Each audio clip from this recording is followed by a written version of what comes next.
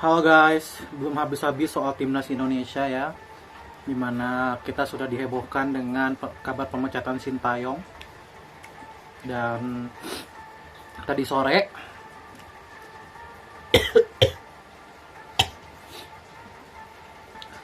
sore Fabrizio Romano memposting bahwa pengganti dari Sintayong adalah Patrick Kluivert. Siapa Patrick Kluivert? Mungkin teman-teman yang udah ngikutin bola dari lama udah tahu ya siapa Patrick Kluivert gitu. Patrick Kluivert adalah legenda timnas Belanda ya. Dia berposisi sebagai penyerang. Dia bermain di timnas Belanda di era 90-an. Dia adalah mantan pemain Barcelona ya. Mantan pemain Barcelona di eranya, dimana dia adalah striker andalan timnas Belanda di era 90-an, dimana dia menciptakan total 40 gol untuk timnas Belanda senior. Tapi sebenarnya karirnya sebagai pelatih itu tidak terlalu baik ya. Dia mungkin pernah membawa FC Twente muda tuh juara, tapi setelah itu karirnya tidak baik, sangat tidak baik ya. Dia terkendala masalah ekonomi, kemudian terkendala masalah-masalah lainnya, dan gaya hidupnya juga setelah tidak menjadi pemain sepak bola juga lumayan buruk ya. Jadi pemilihan Patrick Kluivert ini untuk gua terasa kontroversial ya. Tapi memang kalau bilang siapa pelatih yang free saat ini dan murah, memang sulit ya menemukannya. Kita tahu ada Erik ten Hag, ada Louis van Gaal, tapi ya harga mereka juga tidak murah. Ada Wesley Sneijder, kemudian kemarin ada Van Persie sekarang udah jadi pelatihnya Heerenveen ya. Jadi memang kalau bicara mantan pemain besar yang jadi pelatih besar, mungkin memang Kluivert yang paling cocok ya. Karena di samping dia murah, dia juga ya kan dia CV-nya nggak terlalu gemilang ya, jadi dia pasti murah. Ditambah dia punya nama besar di Belanda. Ditambah lagi pemain kita kan sekarang banyaknya pemain yang dari Belanda ya, rata-rata ya. Pemain kita banyaknya adalah pemain yang besar di Belanda. Jadi pasti secara bahasa harusnya secara komunikasi tidak akan jadi masalah. Karena apa yang disinggung oleh Pak Erick Thohir di konferensi pers tadi siang, masalah paling utama dari Sintayong itu adalah komunikasi. Terlebih lagi komunikasi itu mulai memburuk setelah pertandingan lawan Bahrain. Setelah pertandingan lawan Bahrain, sebelum lawan Cina itu komunikasi katanya sudah memburuk.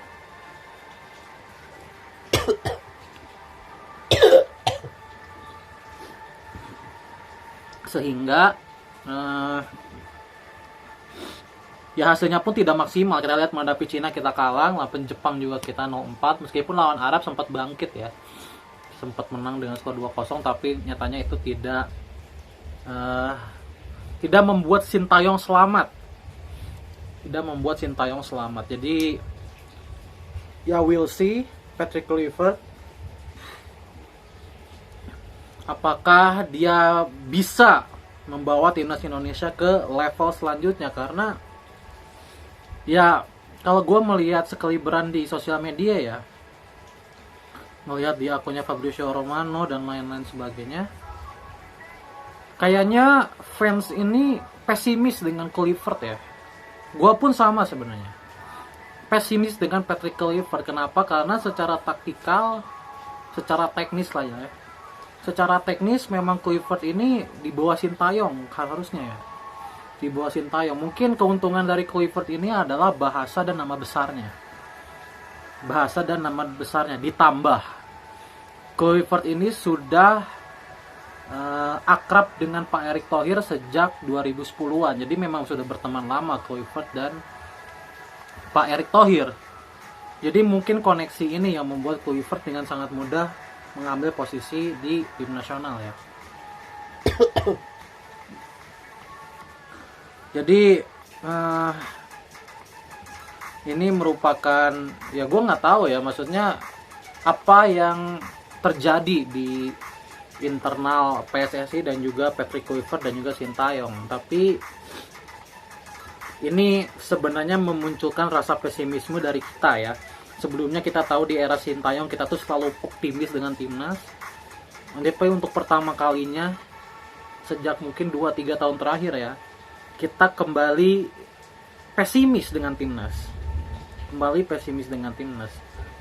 Kita paham lah maksud Pak Erick Thohir menantangkan dia itu kan karena bahasa dan lain sebagainya dan nama besar.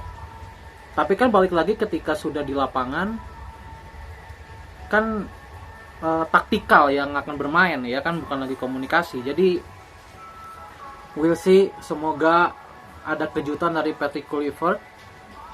Semoga dia tiba-tiba menjadi pelatih hebat ya. Tiba-tiba menjadi pelatih hebat karena dia bisa dibilang udah gagal di mana-mana, Patrick Kluivert. Jadi we'll see, karena pertaruhannya adalah nama besar Erick Thohir di PSSI. I'm so sorry ya. Meskipun gue bilang di video sebelumnya gue percaya dengan Pak Erick Thohir, tapi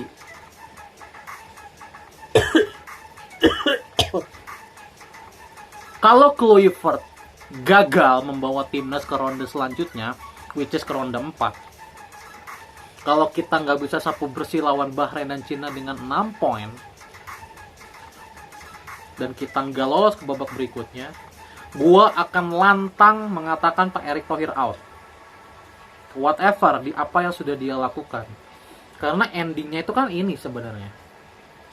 Gue akan lantang mengatakan Pak Erick Thohir out. Kenapa? Karena ini adalah langkah besar yang diambil oleh Erick Thohir, dan Erick Thohir kalau dia gagal, dia harus membayar ini semua kepada kita. Dia harus membayar ini semua kepada kita, bisa dibilang. Kita sekarang sedang percaya dengan Sintayong, terus kemudian dia langsung cut tanpa pikir panjang, terus dia ganti dengan pelatih yang menurut Pak Erick Thohir dan timnya ini cocok dengan timnas. Artinya kan ini kepercayaan dari Pak Erick Thohir. Ini adalah tanggung jawabnya Erick Thohir.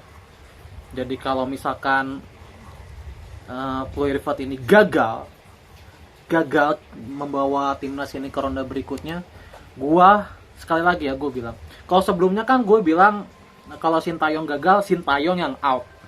Tapi untuk di titik ini, gue nggak akan bilang Kluivert out. Gue akan bilang Pak Erick Thohir out. Jadi itu guys. Karena begini ya, gue selalu bilang ini bukan momen yang tepat untuk mengganti Sintayong. Karena kalau bicara reset, ini kan reset artinya kan, memulai dari awal. Ini menurut gue bukan waktu yang tepat untuk memulai dari awal. Kenapa? Kluivert cuma punya waktu 2,5 bulan. Dia juga tidak punya banyak kesempatan untuk bertemu pemain-pemainnya, melihat pemain-pemainnya, dan dia tidak punya banyak waktu untuk membangun chemistry. Kan kalau misalkan Kluivert datang contohnya di contoh misalkan Sintayong gagal di bulan Juni, kan Juli bisa dipecat tuh Sintayong. Juli kan Kluivert bisa masuk dan dia punya banyak sekali waktu untuk membangun tim ini. Punya banyak sekali waktu, dia bisa melakukan pertandingan uji coba. Dia ibaratnya bisa mengenakan TC. Banyak hal yang bisa dilakukan oleh Patrick Kluivert kalau dia masuknya di bulan Juli ketika Indonesia gagal. Tapi kan ini bener-bener di tengah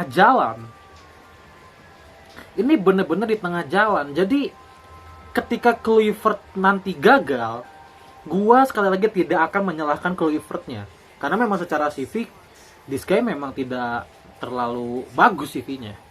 Tapi Pak Erick Thohir yang akan gue salahkan. Sekali lagi Pak Erick Thohir yang akan gue salahkan. Jadi ini adalah pertaruhan Pak Erick Thohir. Ya, kita sebagai penonton, sebagai netizen, saatnya kita menonton apa yang sedang dimasak Pak Erick Thohir sekarang. Kalau Pak Erick Thohir berhasil, kita akan puji.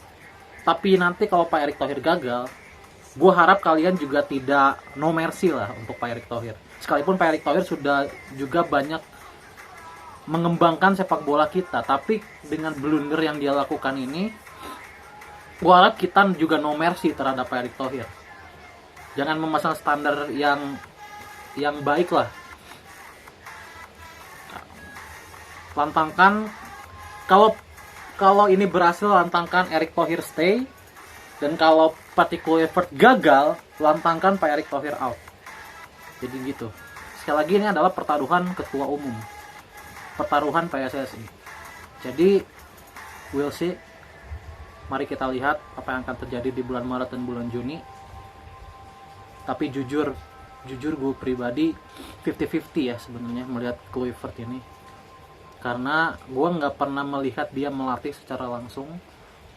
Dia pernah menangani timnas Curacao, dan Curacao katanya jelek performanya ya di bawah dia. Jadi we'll see apa yang akan terjadi di bulan Maret dan Juni nanti ya. Bye bye.